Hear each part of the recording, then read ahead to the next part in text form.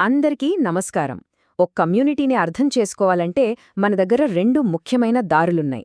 అవేంటంటే కమ్యూనిటీ సైకాలజీలో వాడే రెండు పరిశోధనా పద్ధతులు. ఈరోజు మనం ఈ రెండు వేర్వేరు పద్ధతులు ఎంత శక్తివంతమైనవో చూద్దాం. రండి వివరంగా తెలుసుకుందాం. ఒక సమాజాన్ని అర్థం చేసుకోవాలంటే దేన్ని నమ్మాలి? కేవలం లెక్కలను, నంబర్లను నమ్మాలా? లేకపోతే ఆ మనుషులు చెప్పే కథలను, వాళ్ల అనుభవాలను నమ్మాలా? ఏది కరెక్ట్? ఈ విశ్లేషణ మొత్తం ఈ ప్రశ్నకు సమాధానం వెతకడానికే. సరే, ఈ టాపిక్ను మనం ఎలా అర్థం చేసుకోబోతున్నామో చూద్దాం. ముందుగా ఈ రెండు పద్ధతులు ఏంటో పరిచయం చేసుకుందాం. ఆ తర్వాత ఒక్కోదాని గురించి లోతుగా తెలుసుకుందాం. ఇక చివరగా ఈ రెండూ కలిస్తే ఎంత బాగా పనిచేస్తాయో కూడా చూద్దాం. సరే, మనం మొదటి విభాగానికి వచ్చేశాం. ఇప్పుడు పరిశోధనను రెండు రకాల టూల్కిట్స్ లాగా లేదా రెండు వేర్వేరు కళ్లద్దాలుగా అనుకుందాం. ఒక్కోదాంతో ప్రపంచం ఒక్కోలా కనిపిస్తుంది. ఈ రెండు పద్ధతుల మధ్య అసలు తేడా ఏంటంటే, ఒకటి కథ అయితే రెండోది లెక్క. గుణాత్మక పరిశోధనేమో కథలు, అనుభవాలు, అసలొక విషయం ఎందుకు అలా జరిగిందో తెలుసుకోవడానికి చూస్తుంది. అదే పరిమాణాత్మక పరిశోధన అయితే పూర్తిగా నంబర్ల మీద ఆధారపడుతుంది. ఏమిటి జరిగింది, ఎంతమందికి జరిగింది అని కొలుస్తుంది. సింపుల్గా చెప్పాలంటే ఒకటి లోతుగా చూస్తే ఇంకొకటి వెడల్పుగా చూస్తుంది. సరే, ఇప్పుడు మనం మొదటి టూల్కిట్ను ఓపెన్ చేద్దాం. అదే గుణాత్మక పరిశోధన. దీని ముఖ్య ఉద్దేశం ఒక్కటే, ఒక సంఘటన వెనుక ఉన్న ఎందుకు అనే కారణాన్ని పట్టుకోవడం. టెక్నికల్గా చెప్పాలంటే గుణాత్మక పరిశోధన అంటే నెంబర్లతో కొలవలేని వాటిని అధ్యయనం చేయడమన్నమాట. అంటే ప్రజల అనుభవాలు, వాళ్ల ఫీలింగ్స్, వాళ్ల అభిప్రాయాలు, వీటన్నిటి వెనుక ఉన్న అసలు అర్థమేంటి అని వాళ్ళు రోజు ఉండే వాతావరణంలోనే తెలుసుకోవడం. ఈ పద్ధతికి కొన్ని స్పెషల్ క్వాలిటీసున్నాయి. చూడండి, ఇక్కడ రీసెర్చర్ల అందర్నీ సర్వే చేయరు. వాళ్లకు కావాల్సిన కొద్దిమందిని మాత్రమే ఉద్దేశపూర్వకంగా ఎంచుకుంటారు. దాన్నే పర్పస్ఫుల్ శాంప్లింగ్ అంటారు. వాళ్ల అనుభవాలను చాలా లోతుగా అర్థం చేసుకోవడానికి ట్రై చేస్తారు. వాళ్ళు సేకరించేది వెறுం మాటలు కాదు, దాన్నే థిక్ డిస్క్రిప్షన్ అంటారు.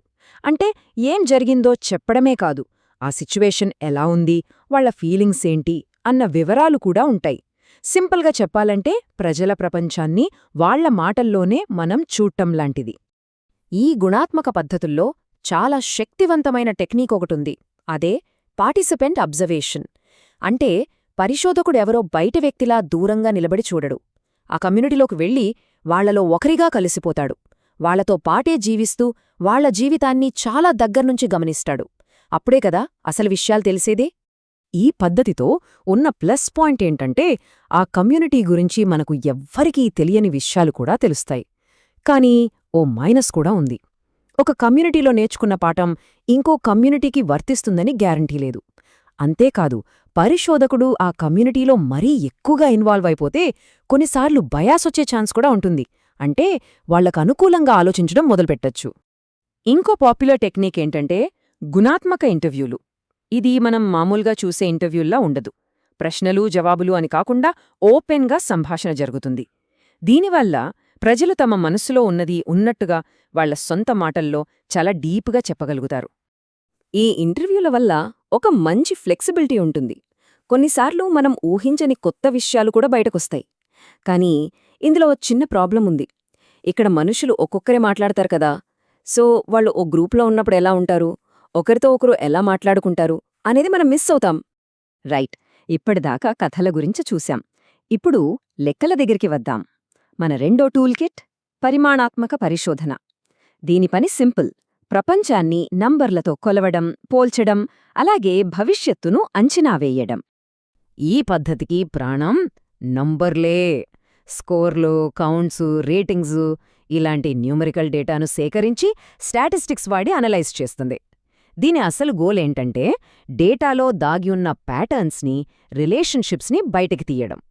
ఇది గుణాత్మక పరిశోధనకు పూర్తిగా ఆపోజిట్ అన్నమాట. ఇక్కడ ఒక్కో వ్యక్తి అనుభవం ముఖ్యం కాదు, అందరికీ వర్తించే నిజాలను కనుగొనడమే ముఖ్యం. అంటే సాధారణీకరించగలగాలి. అందుకే స్టాండర్డ్ టూల్స్ వాడతారు. దీనివల్ల ఒక స్టడీ రిజల్ట్స్ని ఇంకో స్టడీ రిజల్ట్స్తో ఈజీగా పోల్చుకోవచ్చు. ఈ పరిమాణాత్మక పద్ధతుల్లో ఒక రకం క్వాంటిటేటివ్ డిస్క్రిప్షన్. దీనికి బెస్ట్ ఎగ్జాంపుల్ మనం చూసే కమ్యూనిటీ సర్వేలు. ఇక్కడ మనం దేన్ని మార్చడానికి ప్రయత్నించం, జస్ట్ ఉన్న సిచ్యువేషన్ని నంబర్లతో వివరిస్తాం. ఉదాహరణకు, ఒక ఏరియాలో ఎంతమందికి డయాబెటిస్ ఉంది అని లెక్కించడం లాంటిది. ఈ పద్ధతిలో ఉన్న పెద్ద ప్లస్ పాయింట్ ఏంటంటే, మనం కొన్ని వేల మంది దగ్గర డేటా తీసుకొని ఆ రిజల్ట్స్ని మొత్తం జనాభాకు వర్తిస్తాయని చెప్పొచ్చు. కానీ ఇక్కడొక చాలా ఇంపార్టెంట్ విషయం గుర్తుపెట్టుకోవాలి. రెండు విషయాలు ఒకేసారి జరుగుతున్నంత మాత్రాన ఒకదానివల్ల ఇంకొకటి జరిగిందని కాదు. దీన్నే correlation does not equal causation అంటారు. ఇది చాలా ముఖ్యం.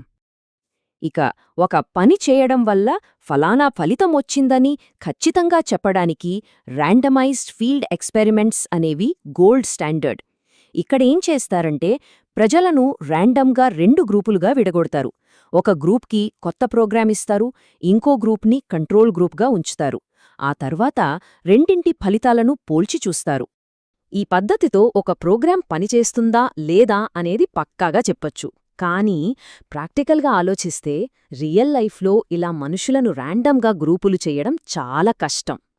ఆలోచించండి, ఒక స్కూల్కి అన్ని సౌకర్యాలు ఇచ్చి పక్కనే ఉన్న ఇంకో స్కూల్కి ఏమీ ఇవ్వకుండా ఉండటం ఎంత కష్టం. అది సాధ్యమయ్యే పనేనా? ఓకే, ఇప్పటిదాకా మనం 2 టూల్ కిట్స్ని విడివిడిగా చూశాం కదా. ఇప్పుడు అసలు సిసలైన ఘట్టానికొచ్చాం. రెండిటినీ పక్కపక్కన పెట్టి హెడ్ టు హెడ్ పోల్చి చూద్దాం. మన విశ్లేషణలో ఇదే చాలా ఇంపార్టెంట్ పార్ట్. ఈ టేబుల్ చూస్తే మనకు తేడాలు చాలా క్లియర్గా కనిపిస్తాయి. చూడండి, గుణాత్మక పద్ధతుల గోల్ ఏంటి? కొత్త థియరీని తయారు చేయడం. దీన్నే ఇండక్టివ్ అంటారు. మరి పరిమాణాత్మక పద్ధతులు ఆల్రెడీ ఉన్న థియరీని టెస్ట్ చేయడం. ఇది డిడక్టివ్. ఒకటేమో సబ్జెక్టివ్, అంటే మనుషుల పాయింట్ ఆఫ్ వ్యూలో చూస్తుంది. ఇంకొకటి ఆబ్జెక్టివ్, అంటే బయటనుంచి గమనిస్తుంది. ఒకటి టెక్స్ట్ డేటా, ఇంకొకటి నంబర్ డేటా. ఒకటి లోతుగా వెళ్తే మరొకటి విస్తృతంగా వెళ్తుంది. ఈ 2 పద్ధతులు చూడ్డానికి వేర్వేరు ధృవాల్లా అనిపించొచ్చు. కాని అవి ఒకదానికొకటి శత్రువులు అస్సలు కాదు. నిజం చెప్పాలంటే అవి 2 కలిస్తే ఒక సూపర్ పవర్ లాంటివి. అవి కలిసి ఎలా పనిచేస్తాయో ఇప్పుడు చూద్దాం. చూడండి, ఇదొక పర్ఫెక్ట్ ఎగ్జాంపుల్. రీసెర్చర్లు చాలాసార్లు ఇలానే చేస్తారు. ఫస్ట్ గుణాత్మక ఇంటర్వ్యూలతో మొదలుపెడతారు. అంటే ఒక సమస్యను లోతుగా అర్థం చేసుకుంటారు.